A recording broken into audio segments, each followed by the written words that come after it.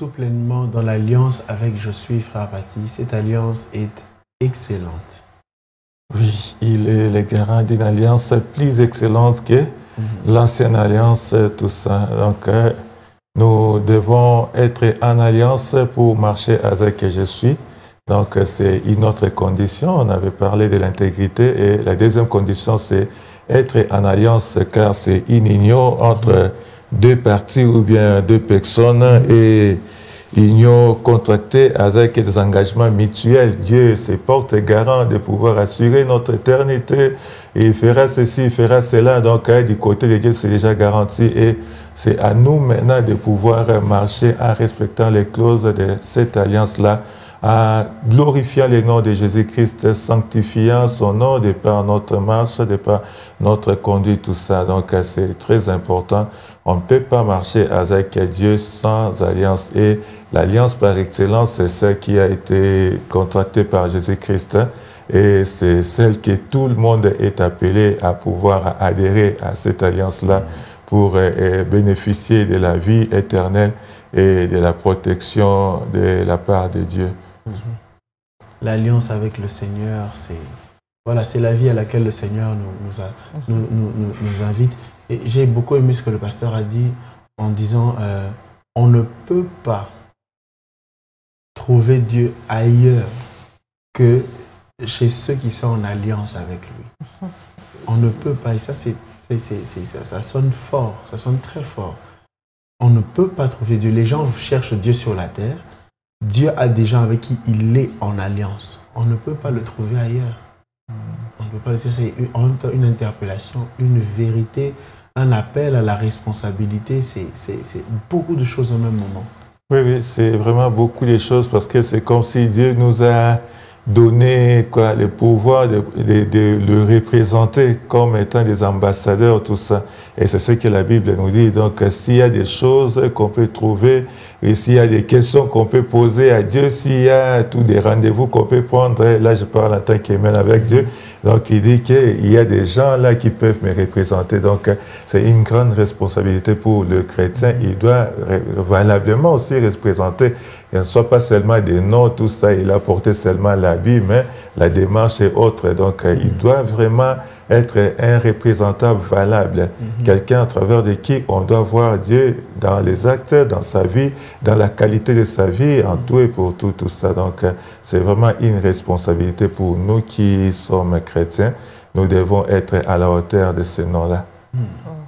Papa Paty, j'étais en train de me poser la question par rapport à ce que le pasteur a dit tout à l'heure. Je reste ton Dieu, c'est ce qu'il était en train de dire à Abraham, et je resterai aussi les dieux de tes descendants. Quand est-ce que l'alliance a lieu? C'est quand nous sommes conscients ou où nous bénéficions automatiquement de l'alliance d'Abraham, comme Jésus l'a dit d'ailleurs à cette femme qui avait les dos courbés, qu'elle était aussi descendante d'Abraham. Donc ça signifiait qu'elle avait déjà une alliance qu'elle a contractée sans s'en vouloir. Et est-ce qu'on va dire que nous restons dans cette alliance-là sans que nous le voulions nous-mêmes, ou on doit aussi manifester la volonté d'entrer dans l'alliance parce qu'Abraham a déjà passé par là. Nous ne sommes pas descendants d'Abraham physiquement, donc on fait la part des choses. Et là, pour ceux-là qui sont juifs, juifs, qui sont juifs de naissance, tout ça, donc ils sont déjà sous alliance. Ils étaient, bon, on essaie de rentrer à l'ancienne époque, donc ils étaient déjà sous alliance et ils naissaient sous cette alliance-là. Mais les choses ont évolué.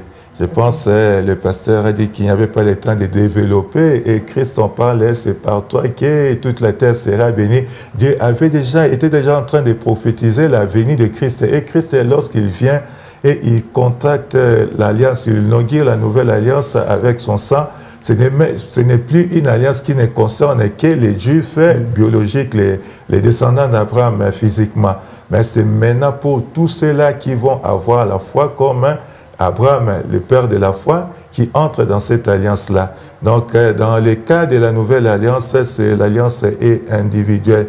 Donc, on peut naître de quelqu'un qui a l'alliance comme vous, mais vos enfants ne sont pas automatiquement en alliance, sous alliance. Alors, quand ils vont grandir et puis atteindre l'âge de la raison, ils doivent faire ce choix-là. Donc, c'est comme il a dit, et qu'elles sont nées, à ceux qui l'ont crié, il leur a donné le pouvoir de devenir enfants de Dieu, qui sont nés du sang, de la volonté de l'homme, tout ça. Donc, il faut maintenant faire ça volontairement, consciemment, contracter cette alliance ou adhérer à cette alliance parce que ça a déjà été contracté par Christ. Donc, c'est à nous seulement de ratifier en quelque sorte, d'adhérer. Mais pour ceux qui étaient par rapport à Abraham, c'était de façon automatique. Parce qu'il avait promis la descendance, ainsi de suite, donc c'était automatique. C'est pourquoi quand vous lisez même le psaume 105, auquel le pasteur avait fait allusion, on est en train de, le psalmiste est en train de relater le parcours, comment est-ce que Dieu avait pris Abraham, comment est-ce qu'il avait fait la promesse et jusqu'à ce qu'il a géré les situations pour qu'il puisse, les descendants d'Abraham puissent vivre la matérialisation des promesses qu'il lui avait faites. Donc c'était un peu ça, c'est là où il dit ne touchez pas à moi. Il a frappé certains rois pour protéger enfin que la promesse qu'il avait faite à Abraham s'accomplisse au travers de ses descendants. Mais pour Jésus-Christ qui est venu, qui a inauguré une alliance plus excellente, donc nous contactons personnellement, chacun personnellement, contacte les enfants comme ils sont là encore au bas âge de Lucas, ils jouissent de la protection spirituelle des parents. Mais quand ils vont grandir, ils doivent maintenant suivre et même s'engager dans l'alliance, c'est un peu ça. Puisque l'alliance est personnelle, il faut vraiment que vous preniez la parole. C'était dans la lignée des enfants, mais j'étais aussi sous un autre aspect, puisque l'alliance est personnelle. Il a donné l'exemple de l'Ukraine et tout. Il a dit, nous qui bénéficions de l'alliance de Dieu, dès que nous sommes touchés, Dieu peut intervenir. Alors, qu'est-ce qu'on va dire de tous ceux qui n'ont jamais reçu le Seigneur, mais que par contre, j'ai les privilèges ou peut-être l'avantage d'aller prier pour cette personne-là. Cette personne-là n'a pas d'alliance. Et s'il faut que Dieu agisse, il va agir en fonction de quoi? Parce que cette personne-là n'a jamais contracté d'alliance. Donc, on va dire qu'il ne faudrait pas qu'on le fasse ou comment on doit se réserver à dire la personne n'a pas d'alliance et on n'a pas, ça n'aura pas d'impact aussi nous prions.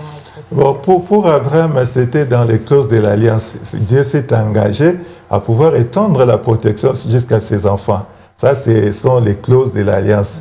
Donc, c'est pourquoi ça pouvait bénéficier même à ses descendants.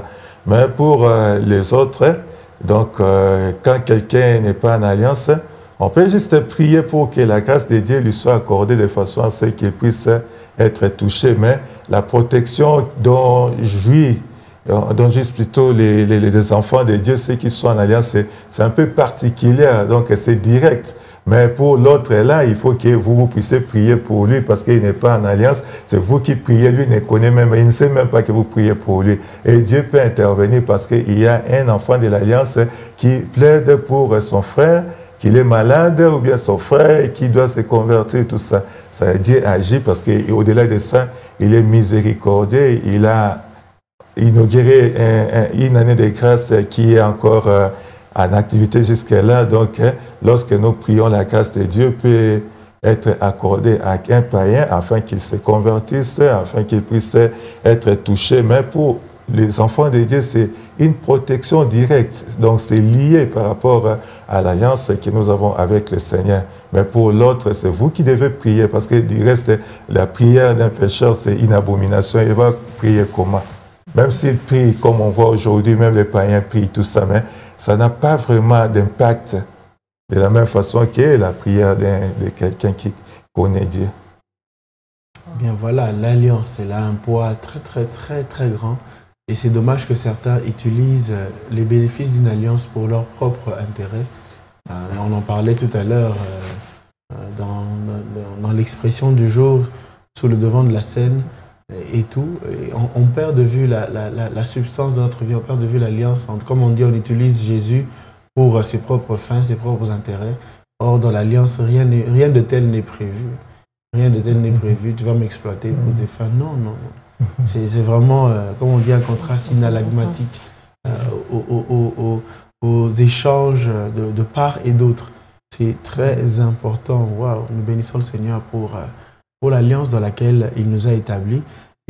Mais comme à l'image de cette alliance ratée qu'il y a actuellement pour l'Ukraine, il y a quand même, on ne va pas dire des actes de miséricorde de la part des pays de l'OTAN, Mais ils viennent quand même pour aider. À quelque sorte, c'est parce que comme la question que Maman Charlène avait posée, il y a quand même des interventions, on donne des armes à cachette, tout ça. Bon. C'est un peu comme ce que vous avez posé comme question. Bon. Des fois, Dieu intervient, entre guillemets, comme autant, il aide quand même pour que vous puissiez vous en sortir. Oui. Et aussi, c'est une façon d'appeler, viens ratifier, viens signer. Viens signer, bien. Gloire au Seigneur notre Dieu. Nous avons une alliance excellente. Elle est excellente. Oh, elle est excellente. Et ce qui est intéressant, c'est que quand on la met sur la liste de toutes les alliances, elle coiffe toutes les alliances. Autant là-bas, Union européenne là-bas, le pays d'Amérique là-bas. Il n'y en a pas une seule, Nations Unies, il n'y a pas une seule alliance qui peut atteindre même la cheville de l'alliance que nous avons avec le Seigneur. Alors pourquoi rater ça? Ne ratons pas, ne ratons pas, ne ratons pas. Ne ratons pas. Puisqu'on parle d'alliance, Papa Ephraim, est-ce qu'il peut arriver quand nous perdions cette alliance involontairement? On ne sait plus qu'on n'est plus sous alliance.